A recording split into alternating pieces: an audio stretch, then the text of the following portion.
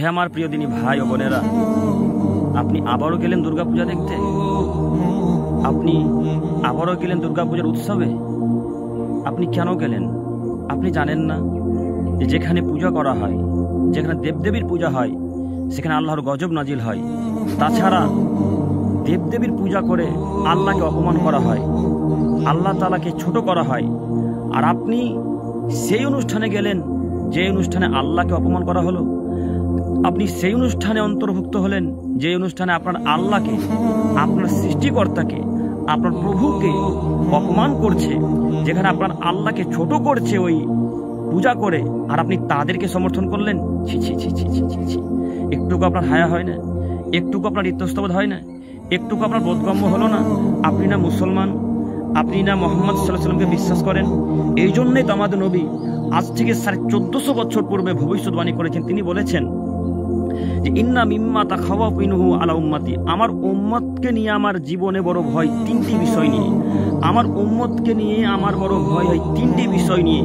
তার দ্বিতীয় নম্বর বিষয় হচ্ছে সাতাআবুদু কাবাইলু মিন উম্মাতিল আওতান, আমার উম্মত মূর্তি পূজা করবে, এটা আমার জীবনে বড় ভয়।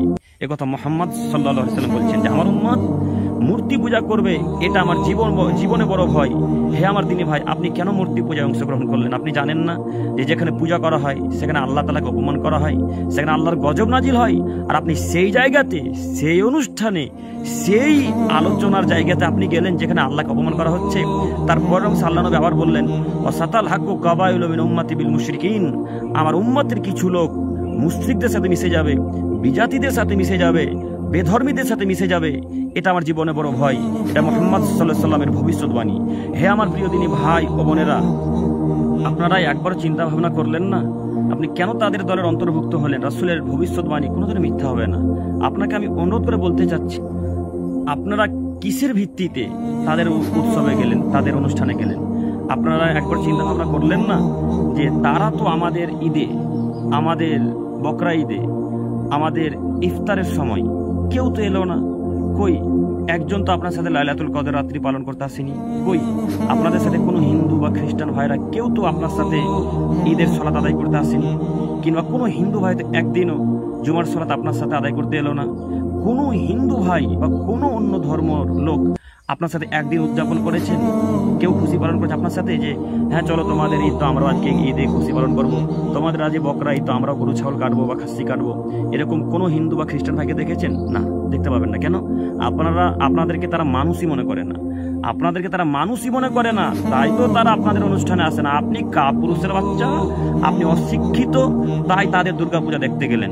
আপনি অশিক্ষিত মানুষ, তাই তাদের দুর্গাপূজা দেখতে গেলেন। আপনার বিদ্যাও নেই, আপনার বুদ্ধিও নেই, আপনার মানবতাও নেই, আপনার হিতাহিত জ্ঞানও নেই। নইলে আপনি মুসলমানের বাচ্চা মুসলমান হয়ে আপনি দুর্গাপূজার অনুষ্ঠানে কিভাবে যেতে পারেন? আপনি মুসলমানের বাচ্চা মুসলমান ঘরে জন্মগ্রহণ করে আপনি ওই হিন্দুদের ধর্ম উৎসবে কিভাবে যেতে পারেন? আপনার লজ্জা হয় না? আপনার হায়া হয় না? আপনার ইতস্তবোধ হয় না যে আপনি তাদের অনুষ্ঠানে গেলেন?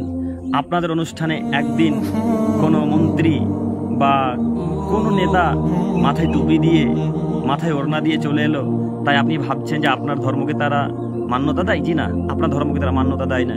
আপনাকে আমি অনুরোধ জানাচ্ছি আপনি নীতি পরিবর্তন করেন। আজকের পর থেকে কোনোদিন কোনো মুসলমান কোনো বিজাতিদের ধর্মের অনুষ্ঠানে যেতে পারে না, দুর্গাপূজাতে তো যেতে পারেই না, কোনো পুজোতে কোনো বেধর্মীদের অনুষ্ঠানে যাবে না। এটা আমাদের অনুরোধ। হে আমার দিনী ভাই ও বোনেরা, আপনাদেরকে অনুরোধ জানাচ্ছি কোনোদিন কোনো বেধর্মীদের অনুষ্ঠানে যাবেন না। ওটা হিন্দু ভাইদের উৎসব, হিন্দু ভাইরা উৎসব পালন করবে, উদযাপন করবে। মুসলমানের বাচ্চা যেতে পারে না। হিন্দু ভাইরা যত খুশি পালন করবে করুক, আমরা বাধা দিতে যাব না। আমাদের এক জায়গায় বাধা, শুধু মুসলিমদেরকে আমরা বলতে চাচ্ছি আপনি আজকের পর থেকে কোনোদিন কোনো বেধর্মীদের অনুষ্ঠানে যাবেন না। আল্লাহ তুমি আমাদেরকে বোঝার তৌফিক দান করো। সকল বলি আমিন।